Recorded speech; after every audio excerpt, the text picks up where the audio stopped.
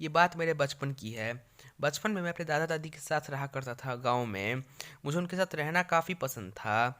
वे मुझे अच्छी-अच्छी कहानियाँ सुनाते थे, अपने साथ काफ़ी अच्छे से रखते थे। मगर मैं जब अपनी बचपन की उस कहानी को आज सोचता हूँ, तो मुझे बहुत डर लगता है। एक बार मेरी दादी ने मेरा हाथ पकड़ा था। अब वो मुझसे कह रही थीं कि जब भी झाड़ियों के पीछे से किसी लड़की की आवाज़ सुनो, तो वहाँ से तुरंत भाग जाना। क्योंकि रात के वक्त झाड़ू की वजह से किसी लड़की की आवाज़ आती है कि प्लीज़ मुझे बचा लो, मगर वहाँ जो भी जाता है सही सलामत नहीं आ पाता है। तो मैंने अपनी दादी से वादा किया कि मैं जब भी किसी की आवाज़ सुनूंगा वहाँ से फ़ौरन भाग जाऊंगा। और वे मुझसे कह रही थी कि अगर मैं नहीं वहाँ से भागूंगा तो वो मुझे मार डालेगी। इसीलिए मैंने इन बातों को ज़्यादा ध्यान ध्यान से नहीं सुना, सिर्फ मैंने नज़रअंदाज कर दिया। और एक बार मैं रात के वक्त दोस्तों के साथ खेल रहा था, तो एकाएक रात हो गई। तो मैंने अपने दोस्तों को वहाँ से बाय करके निकल जाना सही समझा। तब मैं अपने दोस्तों को मैंने बाय किया और मैं वहाँ से अपने घर की ओर चल पड़ा। जाते वक्त मुझे एहसास हो रहा था कि मैं किसी की आवाज़ सुन रहा हूँ, पर मेरे अगल बगल कोई नहीं था। तो मुझे लगा कि शायद ये मेरा वहम होगा, मगर तभी मैंने कुछ आवाज़ सुना। मैंने कुछ तो गलत सुना था, या कुछ तो मैंने महसूस किया अपने बगल से। जब मैंने वहाँ झांक के देखना चाहा, तो मैं जो देखा, मैं देख के बिल्कुल दंग ही रह गया।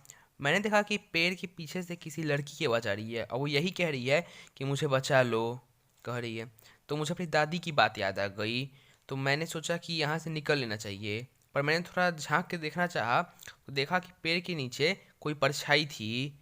फिर मैंने गौर से देखा तो वो कोई लड़की थी, जो कि जहाँ से अब कह रही थी कि प्लीज़ मुझे बचा लो।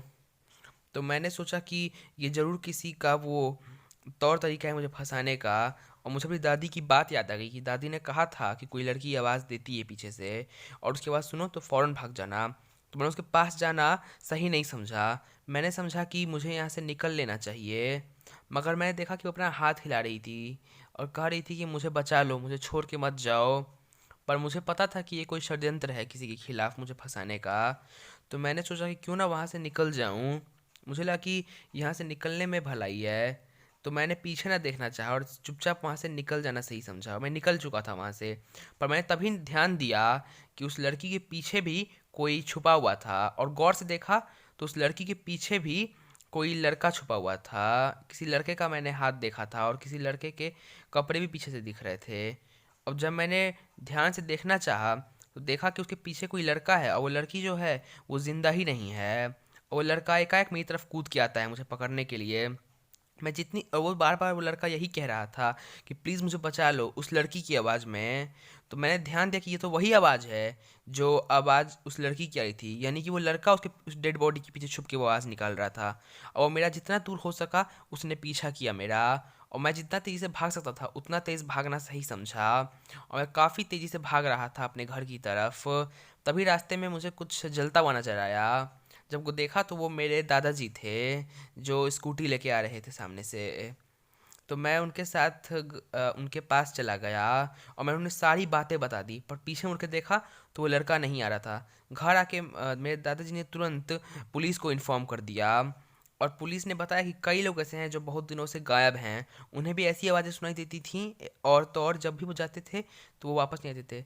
अब मैं आज थोड़ा बड़ा हो गया हूँ, मगर मैं पुरानी बातों को जब भी सोचता हूँ, इन बातों को, मुझे काफ़ी डर लगता है। मैं ये सोचता हूँ कि आज मैं कितना लकी हूँ कि बच गया, वरना उस दिन क्या पता मैं भी बच नहीं पाता।